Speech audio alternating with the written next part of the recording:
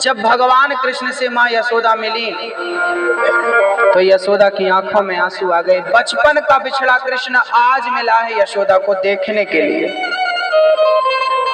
माँ यशोदा रो रही है, गोविंद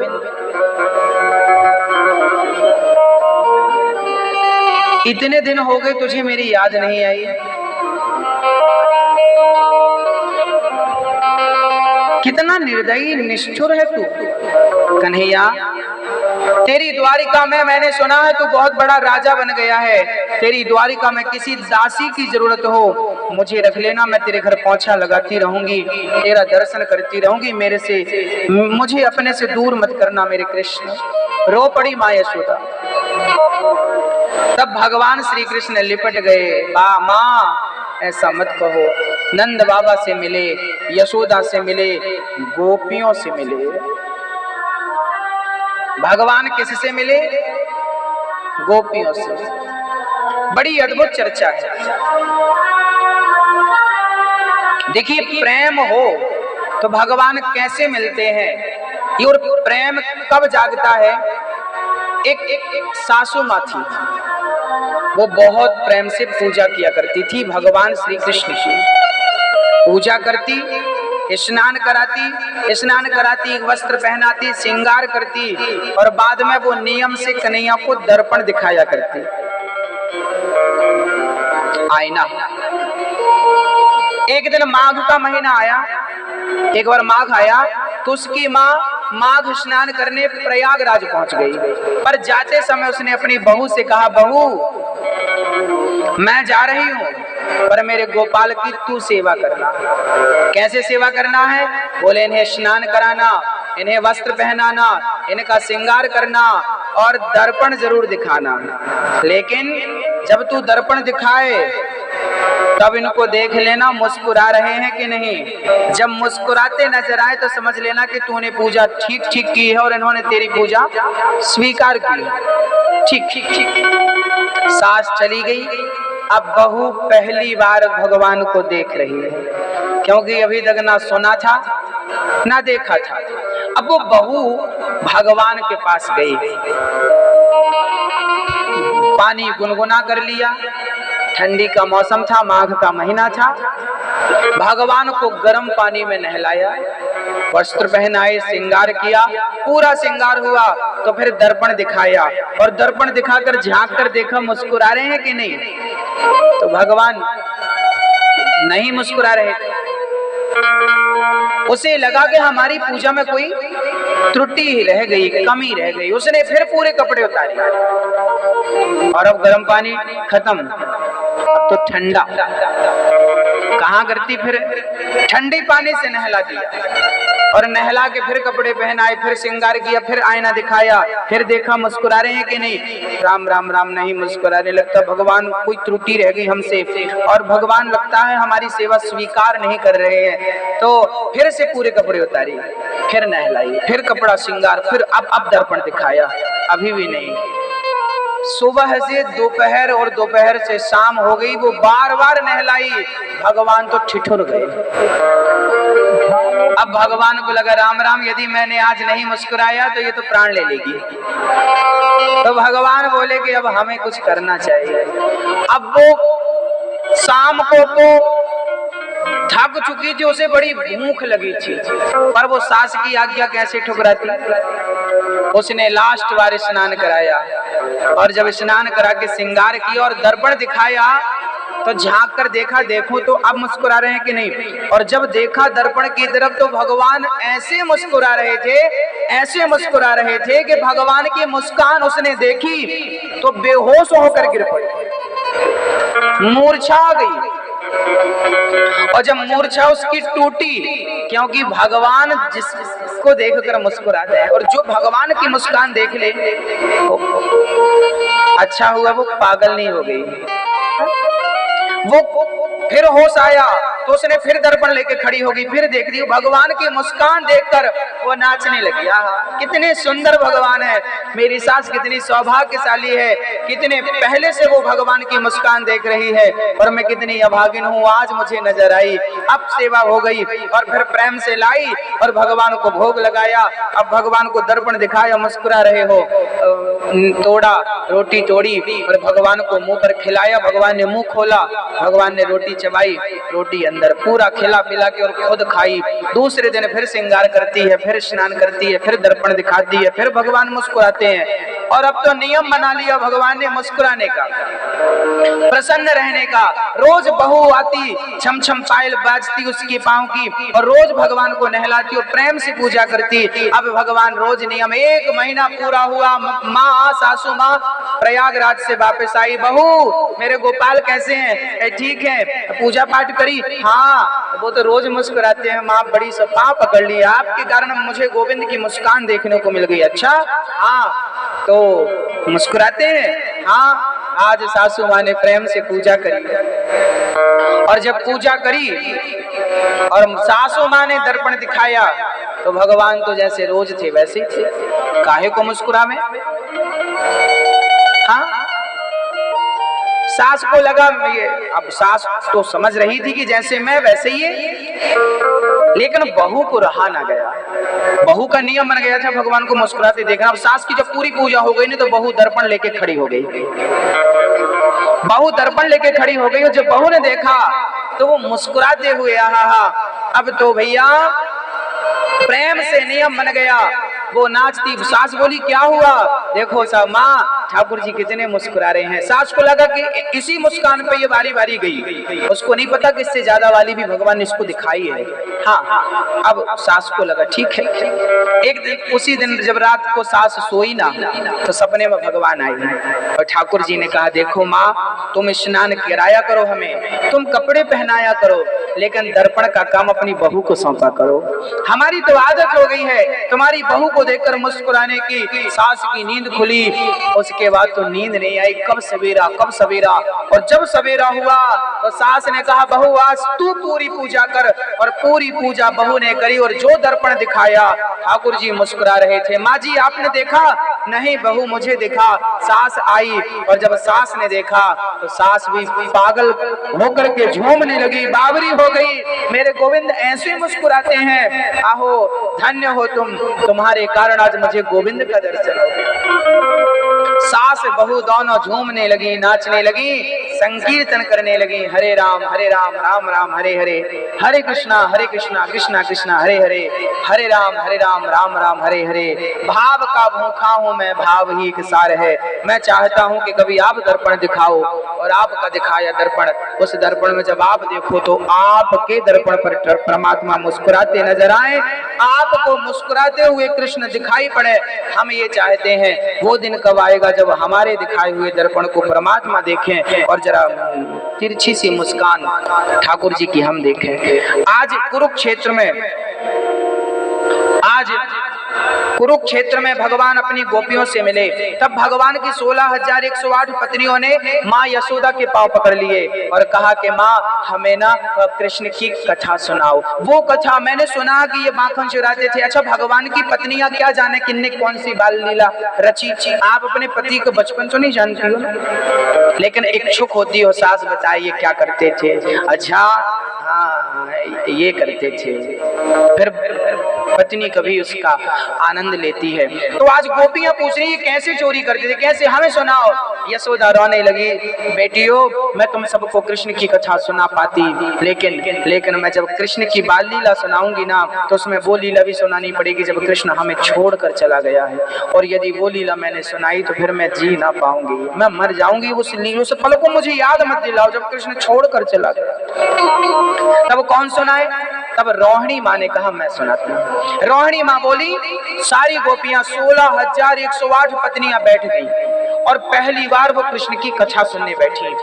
पूरा दरवाजा बंद हो गए, चारों तरफ का बाउंड्री थी, कपड़ों की तंबू बंधे थे, पूरा पैक था। अब बाहर कौन खड़ा हो, बाहर आना जाना बंद। तो सुभद्रा भगवान श्री कृष्ण की बहन सुभद्रा।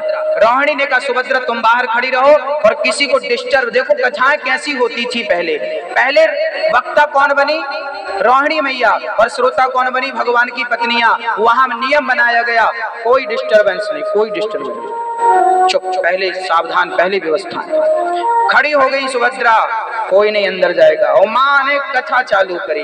पहली बार गोपियों ने कृष्ण की बाल लीलाएं जब सुनी तो गोपियों की आंखों से पत्नियों, भगवान की पत्नियों की आंखों से झरझर आंसू। गोपियां भी बैठी थी, राधा रानी भी वहीं पर बैठी। सारी लीलाएं जब रोहिणी मां ने अपने मुखारबिंद से गाई तो भगवान की लीलाएं सुन के पत्नियां, भगवान की गोपियां रोदन करने लगी।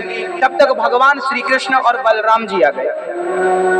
भगवान आए, सुभद्रा खड़ी कि नहीं अंदर मत जाना। क्यों? बोले आपकी कथा चल रही है अंदर। नहीं नहीं मैं तो जाऊंगा। जिद करने लगे। सुभद्रा ने डांटा, रुको यहीं, कोई अंदर नहीं जाएगा।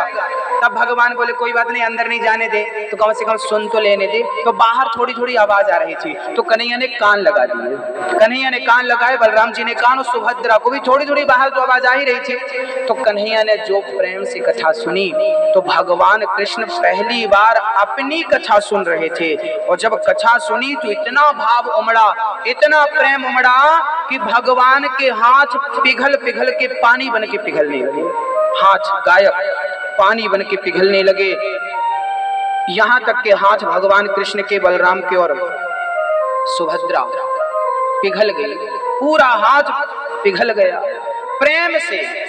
तब तक कथा पूरी हुई और मां रोहिणी मैया बाहर आई। और जब बाहर आकर देखा तो बलराम, कृष्ण और सुभद्रा के हाथ गायब थे। रो पड़ी, आहा कृष्ण को चोट लग गई। सुभद्रा वैद्य को बुलाओ, वैद्य को बुलाओ। रोने लगी। भगवान मुस्कुराए, माँ रोने की जरूरत नहीं है बेटा, तेरे हाथ कहाँ चले गए? कितना कष्ट हो रहा होगा, तेरा इलाज करा दूं। माँ अब मेरे हाथ ऐसे रहने दे, ये मेरी कथा की निशानी है। मैं इन्हीं हाथों से कलयुग के भक्तों को अपने गले से लगाऊंगा। और वही जगन्नाथ भगवान के रूप में आज भी भगवान विराजमान है। आधे आधे सुभद्रा, बलराम ऐसे आधे आधे हाथ। कृष्ण की कथा श्री सुभद्रा मां रोहिणी से सुनी भगवान ने। और कहते हैं ना कि भगवान की कथा सुनने से आपको भी आंखों में कभी कभी आंसू आ जाता, पिघलना इसी को बोलते हैं। तो भगवान की केवल हृदय नहीं पिघला, शरीर पिघलने लगा। ऐसी कथा सुनाई मां ने कि ये हालत थी। कहा जाता है कि जब भगवान ने बंसी बजाई ना तो यमुना का जल रुक गया था और पत्थर पिघल गए थे उस प्रेम से, है ना। बंसी बट में जब बंसी बजाई थी तो आज भी वहां कृष्ण के चरणों के निशान उन पत्थरों पे बने हुए हैं। आज भी भगवान बैठे हैं। कुरुक्षेत्र में भगवान की इस तरह से भेंट हुई है अपनी गोपियों से। अपने सबको फिर भगवान द्वारिका लाते हैं और सबकी सेवा करते हैं। राधा रानी जब द्वारिका गई ना, पहली बार जब रुक्मणी आदि पत्नियां राधा से मिली ना तो कहा यह जाता है कि राधा रानी से मिलने रुक्मणी ने जिद करी हमें मिलाओ, देखे तो कैसी है तुम्हारी राधा, हमसे ज्यादा सुंदर है क्या, है ना। तो रुक्मणी ने जिद करी तो भगवान ने कहा मैं ले आओ जाओ। आगे एक सखी आई सुंदर सी, अच्छा आप राधा रानी है ना, मैं राधा की दासी हूँ। अच्छा अच्छा। आगे गई रुक्मणी जी तो एक कटोरे में उबलता हुआ दूध लेकर गई थी। आगे गई तो एक सुंदर सी आई, अच्छा आप राधा रानी? नहीं मैं तो राधा रानी की दूसरी दासी हूँ। जब दासियां इतनी सुंदर हैं, दासियों को देख करके रुक्मणी जी ऐसी, हम तो इनकी दासियों जैसी भी नहीं है। अच्छा रुक्मणी मैया ना राधा रानी की दासियों जैसी भी नहीं थी, ये सत्य बात है। अंत में राधा रानी जब दिखी तो रुक्मणी जी की आंखें बंद हो गई, इतना तेज था। लो आपके लिए कृष्ण ने भेजा है। क्या है?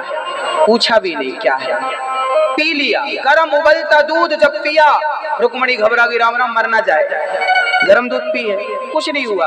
बात करने लगी। रात को रुक्मणी पांव दबा रही थी भगवान के, तब भगवान के पांव में बड़े बड़े फफोले थे, बड़े बड़े। प्रभु ये क्या हो गया? बोले जल गया हूँ। कैसे जल गए? बोले आज कुछ गरम गरम मेरे पांव में उबलता हुआ लग गए, फफोले आ गए। बोले किसने लगाया? बोले पता नहीं, मेरे चरण तो सदा सदा के लिए राधा रानी के हृदय में कैद हैं, और जब उसने गरम गरम दूध पिया तो मेरे चरणों में गया और मेरे चरण जल गए। कन्हैया के सामने रुक्मणी रोने लगी, मैं वो अपराधिन मैं हूँ, मैंने गरम दूध पिलाया परीक्षा लेने के लिए। इसलिए आज भी दुनिया के किसी मंदिर में कन्हैया के संग रुक्मणी नहीं खड़ी। कौन खड़ा है? क्यों खड़ी हैं? कभी ये प्रश्न उठता होगा तो इसका जवाब आज सुन लीजिए।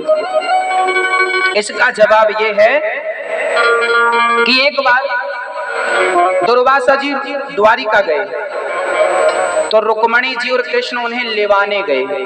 तो दुर्वासा जी बोले मैं इस रथ पर बैठ के नहीं जाऊंगा। तो फिर कैसे जाओगे? बोले पहले इसके घोड़े निकालो। दुर्वासा जी रथ पे बैठ गए, घोड़े निकालो, एक तरफ कृष्ण तुम लगो, एक तरफ रुक्मणी तुम लगो। अब रुक्मणी और कृष्ण को घोड़ा बनाकर दुर्वासा जी बोले अब तुम अपनी द्वारिका लेके चलो। कन्हैया जी चल पड़े, लेकिन रुक्मणी सुकुमार जी ना थक गई। कन्हैया बड़ी प्यास, सुनो बड़ी प्यास लगी, पानी पिला दो। कन्हैया बोले द्वारिका सामने बाबा जी, कितने खतरनाक वाले बाबा जी हैं, पानी वानी पिलाएंगे, रूठ गए तो ठीक ठीक नहीं बहुत प्यास लगी, मर जाऊंगी मैं। तो कन्हैया ने एक पांव का प्रहार किया तो चरण गंगा पैदा हो गई। आज भी द्वारिकाधीश में, द्वारिकापुरी में आज भी वो चरण गंगा विद्यमान है। जैसी चरण गंगा मिली रुक्मणी जी नहाने लगी, ठंडा ठंडा, और पीने लगी। जब रुक्मणी ने पी लिया तो कन्हैया बोले हम भी पी ले। कन्हैया भी पीने लगे। और जब दोनों ने पी लिया तो बाबा जी बोले बालक गलत किया तुम लोग। बोले रुक्मणी अपने गुरु को पिलाए बिना, पानी पूछे बिना खुद पी गई। और कन्हैया तुम गुरु का अपमान, जाओ मैं तुम्हें श्राप देता हूँ, तुमने गुरु का अपमान किया है, तुम्हारी पूरी द्वारिका का पानी खारा हो जाए। आज भी वर्तमान में आज भी द्वारिका में पानी नहीं है, दूसरे शहर से पानी सप्लाई होता है द्वारिका में। और समुद्र के बीच में एक जो दूसरी द्वारिका है उसका पानी मीठा। द्वारिका दुर्वासा जी ने श्राप दिया रुक्मणी तुम जाओ, तुम्हारा 12 वर्षों का कृष्ण से वियोग होगा। तो वहां से 12 किलोमीटर द्वारिका से दूर एक रुक्मणी जी का स्थान है जहां आज भी जलदान किया जाता है। ये दास गया है, आज भी वहां पे जल देने की बड़ी महिमा है, जल दान किया जाता है। रुक्मणी जी वहां रही, 12 वर्ष वियोग था। जब कलयुग आया तो कुछ भक्त लड़ाई करने लगे कि रुक्मणी को खड़ा करे कि राधा को खड़ा करे। तब दुर्वासा जी ने आकर कहा कि ना, रुक्मणी नहीं, क्योंकि रुक्मणी को प्यास लगी थी तो रुक्मणी ने अपने आप को पानी पिलाया था। कृष्ण का भी याद स्मरण नहीं रहा, लेकिन राधा रानी 100 वर्षों तक कृष्ण का वियोग सही, ना पानी की चिंता थी ना भोजन की चिंता थी। इसलिए कृष्ण के साथ खड़े होने का अधिकार केवल राधा का। इसलिए दुर्वासा जी ने कहा कि कृष्ण के संग रुक्मणी नहीं, राधा खड़ी होंगी। इसलिए राधा खड़ी हैं क्योंकि रुक्मणी को तो प्यास भी लग जाती थी, लेकिन राधा को तो कृष्ण के प्रेम में प्यास भी नहीं लगती थी। भूख भी 100 वर्षों तक अन्न जल ग्रहण नहीं किया। अब आपको आश्चर्य हो रहा होगा कि बिना पानी के बिना अन्न के कोई कैसे रह सकता है। तो आपको मैं उदाहरण दे दूं। आज 2018 छत्तीसगढ़ में एक संत जी हैं जिन्होंने 20 वर्ष से ना एक दाना अन्न का खाया, ना एक बूंद पानी पिया, आज भी जिंदा हैं। विज्ञान के सामने बहुत बड़ी चुनौती खड़ी, आज भी जिंदा है वो, आप दर्शन कर सकते हैं। एक महात्मा जी हैं, टीवी पर भी आया था, उनका दर्शन हुआ। तो आज तो इस युग में भी यदि 20 वर्ष तक बिना खाए एक बूंद पानी नहीं पीती, आप जाकर देख लेना अपनी आंखों से, फिर मेरे पे विश्वास करना, मत करो विश्वास, जाकर देख ले, प्रत्यक्षम किम प्रमाणम। ना पानी पीते हैं ना वो केवल जाप करते हैं, ओम नमः शिवाय, ओम नमः शिवाय। यदि आज के युग में कोई ऐसी तपस्या संभव है तो राधा रानी क्या कृष्ण के वियोग में पानी और भोजन छोड़ दी, तो क्या हमें आश्चर्य होगा? नहीं, आश्चर्य नहीं होगा, हमें तो यकीन होगा कि मेरी माँ ऐसी थी, मेरी राधा रानी ऐसी थी। बोलिए राधा कृष्ण भगवान की। कुरुक्षेत्र में भगवान मिले हैं, यादवों को आपस में लड़के मरने का श्राप वहीं पर मिला है, दुर्वासा जी ने दिया है। और दत्तात्रेय जी के 24 गुरुओं की चर्चा इस प्रकार कह के वाणी को विराम करूंगा। 24 प्रकार के गुरु होते हैं, आप भी 24 गुरु देखो। दीक्षा गुरु हजारों हो सकते हैं, है ना, दीक्षा गुरु, शिक्षा गुरु हजारों हो सकते हैं, शिक्षा गुरु हजारों हो सकते हैं, बट दीक्षा गुरु एक होता। शिक्षा तो चींटी से भी ले लो, हाथी से भी ले लो, पतंगे से भी ले लो। पृथ्वी को गुरु बनाया और दत्तात्रेय जी ने सीखा सहनशीलता। वायु को गुरु बनाया और सीखा वायु दुर्गंध सुगंध दोनों से गुजरती है पर आसक्त नहीं होती, सुख में रहो दुख में रहो आदि मत बनो। तीसरा गुरु बनाया आकाश को, जैसे आकाश सर्वव्यापी है ऐसे ईश्वर सर्वव्यापी है। अग्नि को गुरु बनाया, अग्नि में कुछ भी डालो भस्म। ऐसे हमारा स्वभाव होना चाहिए। सम्मान कोई करे तो भी स्वाहा, अपमान कोई करे तो स्वाहा। ना सम्मान में उलझना ना अपमान में उलझना, क्योंकि सम्मान सोने की बेड़ियां हैं और अपमान लोहे की बेड़ियां, बंधन दोनों में है। इसलिए ना सम्मान अच्छा है ना अपमान अच्छा है, भक्ति ही सबसे अच्छी है। तो क्या चाहिए? कई लोग गाना गाते हैं, महाराज हमारा अपमान कर दिया, हमारा अपमान। सम्मान की कितनी भूख होती है लोगों को, क्यों? अरे भक्ति करोगे तो ऐसा सम्मान होगा ना आपने कभी कल्पना की होगी ना कभी सोचा होगा। भक्तों का वो सम्मान हो, इसलिए भक्ति करो। छोड़ दो हमारे बारे में लोग क्या सोच रहे हैं। जल को गुरु बनाया, जैसे जल अपना स्वभाव कभी नहीं छोड़ता, गर्म कर दो तो शीतल, बर्फ बना दो तो पिघल जाता है, अपना स्वभाव नहीं छोड़ता। ऐसे हमें अपना स्वभाव, आपका स्वभाव क्या है, नेचुरल स्वभाव क्या है बताइए। अच्छा, जब आप बच्चे थे, आप भी तो थी छोटी सी गुड़िया, तब आपको कोई थप्पड़ मार देता था गाल में, तब गुस्सा आती थी कि नहीं? जब आप 1 वर्ष के थे, 1.5 वर्ष के थे, तब गुस्सा आती थी? बोलते जाना, हाँ या ना? नहीं आती थी। अच्छा, तब आप लोग, कोई आपको थप्पड़ मार दे तो आपको गुस्सा, ये मैं बदला लूंगा, ऐसा था क्या? नहीं था। लेकिन आप बड़े हो गए ना तो बदले की भावना जाग गई। बालक छोटा सा होता है ना तो सोने के ढेर को लात मार के और वो माँ की गोद की ओर बढ़ता है, और वही बेटा बड़ा हो जाता है तो माँ को छोड़ करके सोने चांदी की ओर बढ़ता है। छोटा था तो कितना शुद्ध बुद्ध था, और बड़ा हुआ तो वही कितना अपवित्र हो गया। अपने स्वभाव को नहीं छोड़ना चाहिए। आपका स्वभाव वो नहीं है जो आज है, आपका स्वभाव वो था नेचुरल जो आपका बचपन में था। वो स्वभाव कहाँ गया आपका? जब वो स्वभाव आ जाएगा, कहते हैं जिस दिन आप बच्चे बन जाओगे, बच्चों के अंदर कोई द्वेष नहीं है, बच्चों को निर्वस्त्र कर दो, क्या उनके अंदर कोई वासना है? नहीं ना। 3 साल का, 2 साल का, 1 साल का बच्चा बिना कपड़ों के घूमता रहता है, कोई वासना नहीं। जैसे वो निर्विकार है, ना क्रोध है, ना काम है, ना लोभ। अच्छा, बच्चे झूठ बोलते हैं। एक पापा जी थे बेटा, उनके कर्जा था 20-25 हजार, कर्जा मांगने वाले, सुनो हमारे 20 हजार दो। तो बेटा, पापा बोले बेटा 1 लड्डू देंगे, बोलना पापा घर पे नहीं है। वो आया, सुनो पापा ने लड्डू दिया है, कहा है कि पापा घर पे नहीं है। मतलब बच्चों से झूठ बोलना सिखाते हैं आप लोग, गलत आदत है। आप लोगों सिखाते हैं बेटा ऐसे ऐसा बोल दो, ना ना, आप गलत आदत डलवा रहे हैं अपने स्वार्थ के लिए। और बच्चों की आदत ये आपको ऐसी नहीं डलवानी चाहिए। बच्चे भगवान होते हैं, उनके बड़ा भगवान कौन होगा? साक्षात ब्रह्म है, वो परमात्मा है। आपकी नेचुरल बुद्धि वैसी थी जैसी बच्चों की, आपकी वैसी हो जाए तो परमात्मा प्राप्त हो जाएगा। ना काम, ना क्रोध, ना लोभ, ना मोह, ना अहंकार। तो आज 2018 जा रहा है।